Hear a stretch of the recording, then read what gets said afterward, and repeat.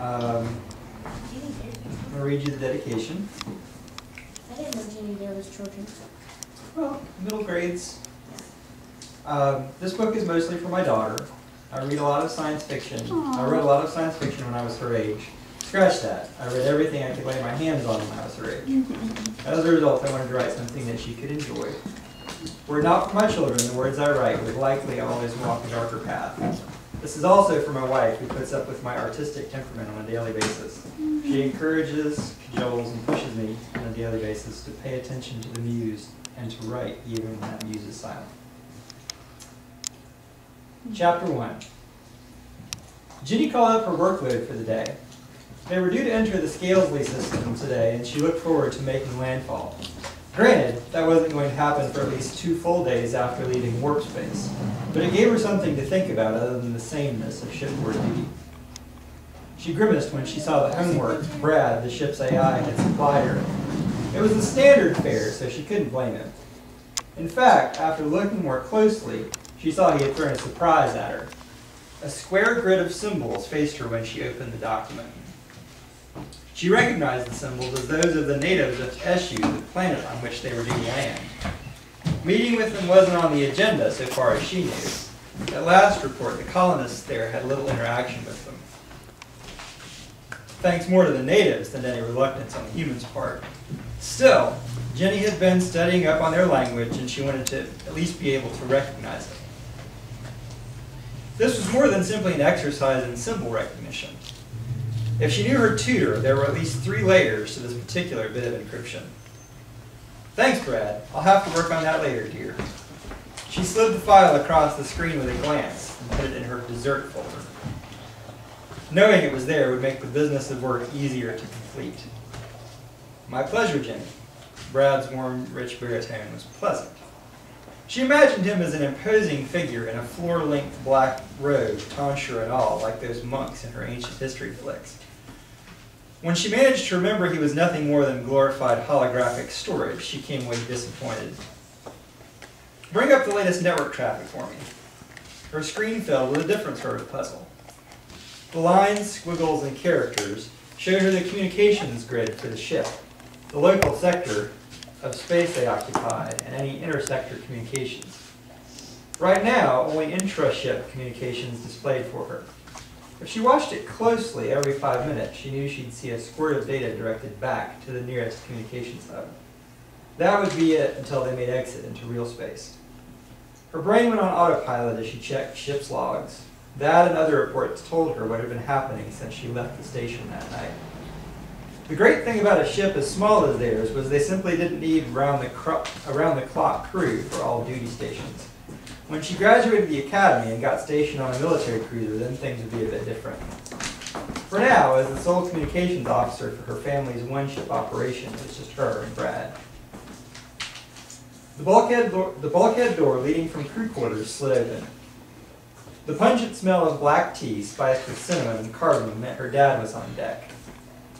She swiveled in her chair and leaned back. Hey, Dad. Mr. Dare, Fred Hicks, the only other crew member on deck, nodded at Walter from the navigation station. The broad-shouldered owner and operator of Dare Shipping nodded at his daughter and crewman. Morning. With that customarily terse greeting and a sip from his huge mug, he sat at the command station. The ship's bridge was shaped like 1/3 of a wedge of pie. Ginnie's station was at the pointed end, while navigation and operations occupied spaces near the curved bit bulkhead.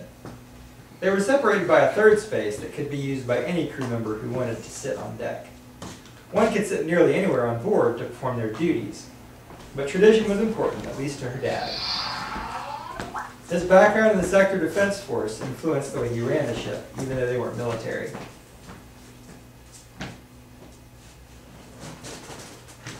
All 3 workstations stood on the same level and featured the same relatively comfortable chairs and enough desk space to eat off of.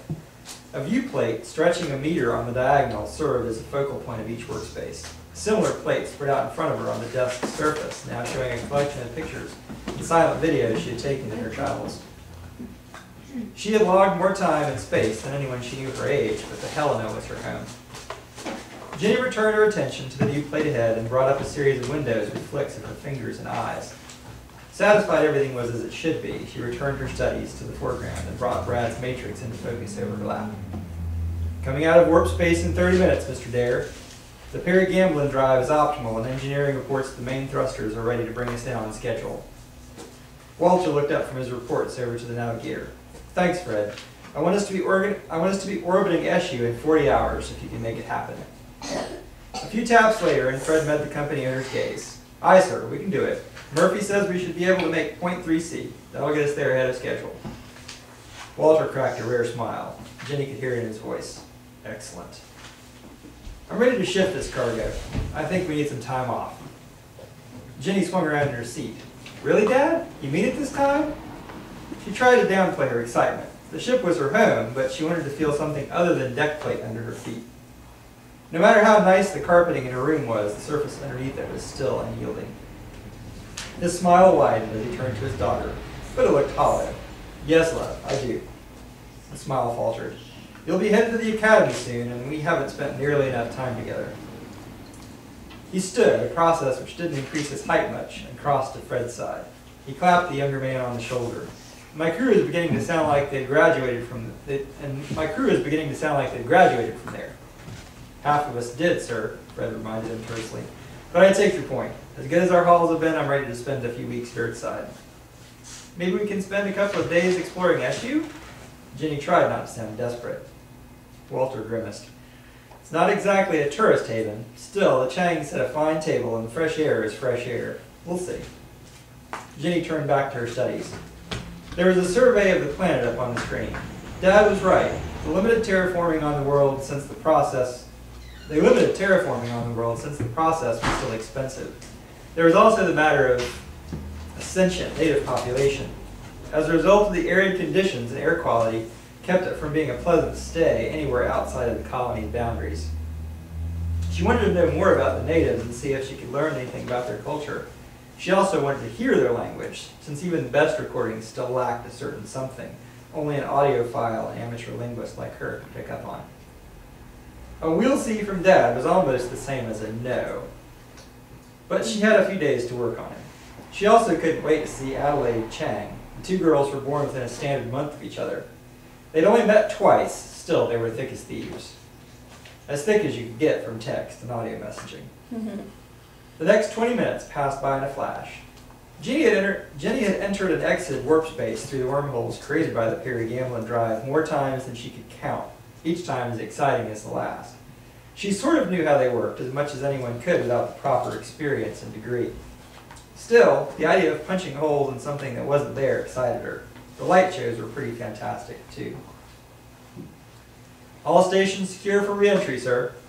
Hicks broadcast his readout, including both the countdown and the system map, to the outer bulkhead viewplate.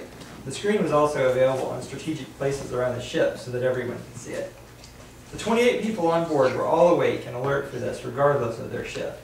A computer-generated version of what warp space looked like if human eyes could have perceived it made up most of the view. Shimmers of midnight colors, green, purple, and blue, all danced on the screen. Make it so, Hicks. Most people said they couldn't feel anything. A few said that they always felt more real once out of warp space. Ginnie still wasn't sure. That blew out of her mind, as it always did when she took in the scintillating colors. Energy from the peage, as most people called it, poured through the emptiness and parted quantum threads. A second later, the Helena was in the Scalably system. Hicks and Jess Murphy from engineering went back and forth about bringing the thrusters online. Ginnie only had eyes and ears for the data at her station. As soon as they broke into real space, she brought the communications network back up front. She didn't expect a great deal of traffic. There was still quite a distance from the planet after all, but there was a buoy near the halfway point. She could connect to it and pull pertinent data from it. Stations this far out didn't have the communications boosters that a ship like theirs did. While extra sector mail would get through eventually, it would happen more quickly, piggybacking on their equipment.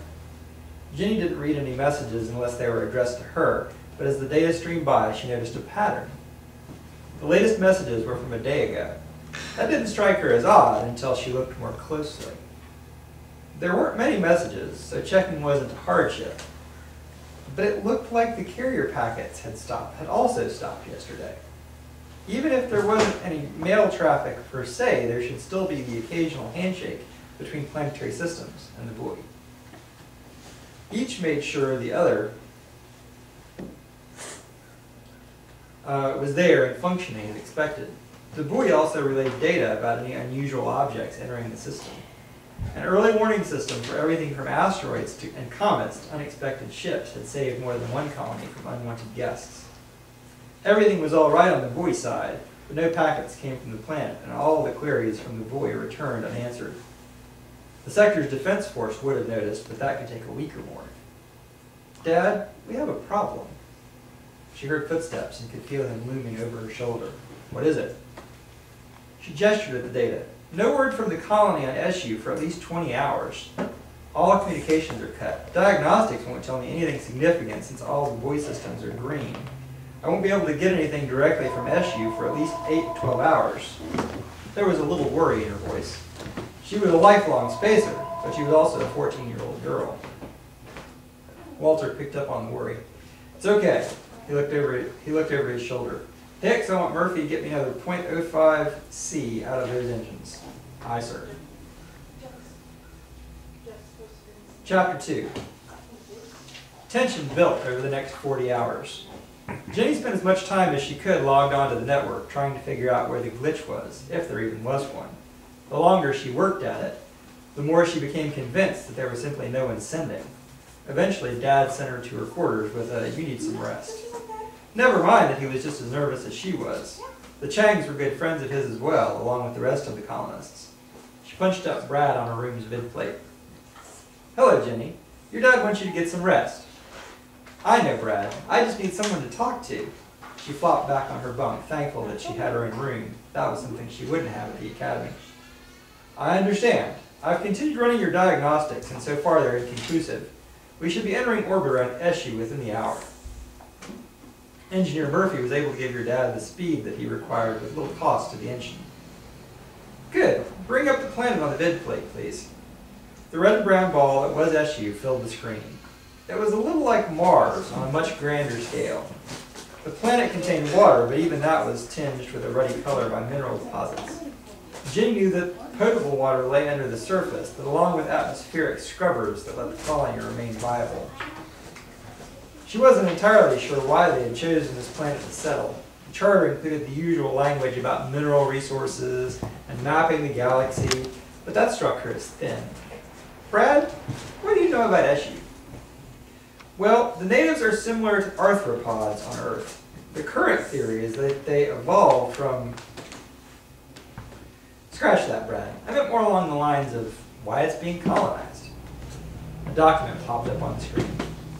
"This is the colony's public charter. According to our manifest, we are supplying them with tools and other equipment consistent with their charter." Ginnie brought up the mail system and began browsing. The back of her brain itched in a way that only the juiciest problems caused. "Ginnie, why are you accessing the mail system?" "Well, I'm just trying to get a jump on this. There's a problem with the colony, and it occurs to me that their presence out there doesn't make a whole lot of sense. The things that they're mining for, once you take into account all the expenses of shipping it to other systems, don't add up. They're barely breaking even. They are on the outer fringe, so at least it makes sense as a part of our efforts to expand the reach of known space." "Are you supposed to be going through other people's mail?" There was a hint of humor in Brad's voice. While his range of emotion wasn't as deep or wide as most humans, he did have analogs to the broader strokes of humor, sadness, and anger. Her eyebrows drew together. "Not doing anything wrong, if that's what you mean." At this point, she only scanned the addresses. That was within her purview as communications officer. Any executive officer on board could do the same, even on a civilian ship. On this vessel, that was just her and Dad. The contract signed by the Dare Company and the Commonwealth gave them the leeway regarding ferrying packets unrelated to their mercantile activities. She dumped all of the data packets for the last week's worth of transmissions into part of her personal memory space.